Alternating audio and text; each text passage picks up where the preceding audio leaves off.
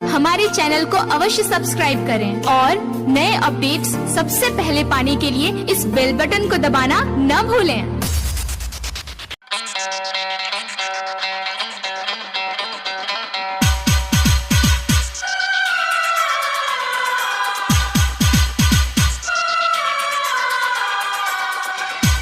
बोलो मली जागा वाला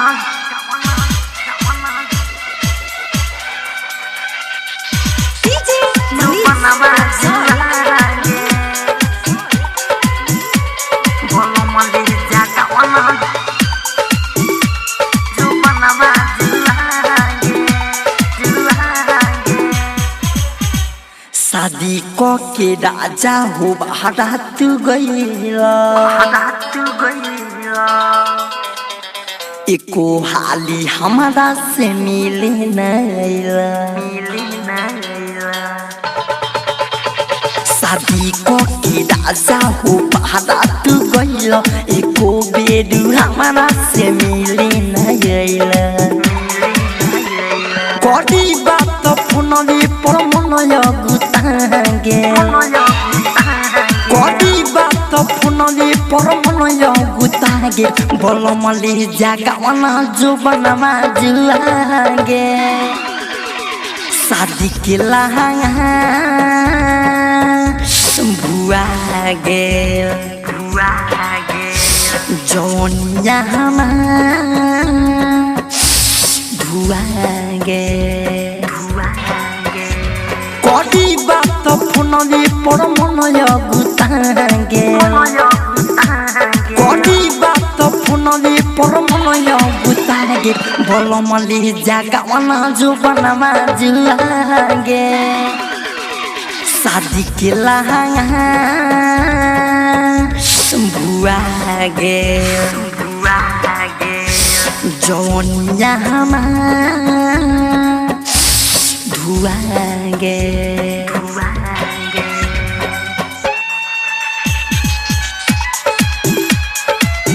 स्मार्ट डिजिटल रिकॉर्डिंग स्टूडियो कुंडवा चैनल।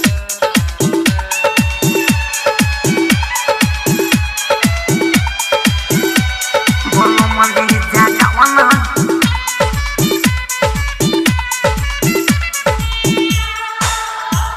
जो बनवा जिलागे डीजे मनीष रक्सौल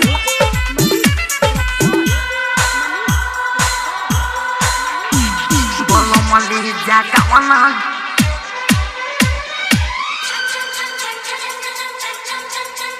जो बनवा जिलागे काटे लकीरी भीरी बोले तू है बाहो हमसे बताव सजन कितना सताए बाहो काटे लकीरी भीरी बोले तू है बाहो हमसे बताव सजन कितना सताए बाहो आई चूड़ी सहना दूरी बोलिया दिल खावे आधा जाने मन माने बोलिया दिल खा जोगाओ सामान मोरा पूरा गुदागे जोगाओ सामान मोरा पूरा गुदागे बोलो मले जागा वाला जो बनवा जुआगे शादी के लहंगा भुआगे जोनिया धुआगे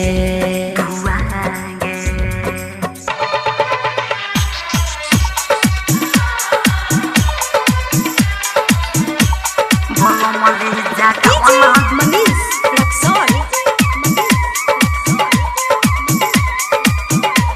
जो बनवा जिलागे बोलो मली जागा वाला जो बनवा जिलागे अंकित के लावो देखो बुरा हाल बाटे पड़ गेल जुबान से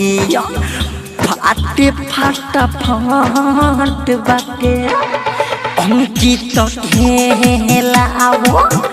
देख बुरा बाटे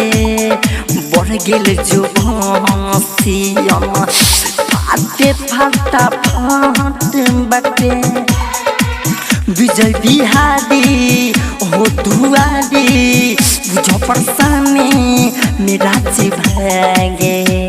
जवानी कड़ी मन मानी लागे तिरी राइटर मिथल सौ दिल पतोरा काबे राइटर मिथल सौ रौनक तोरा काबे बोलो मले जगावना जो बनवा जुआगे शादी के लहंगा भुआगे जौनिया धुआगे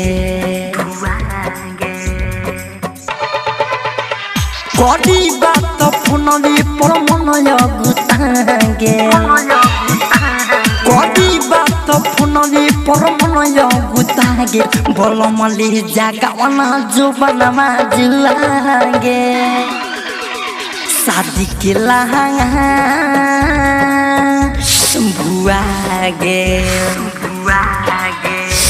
जौनिया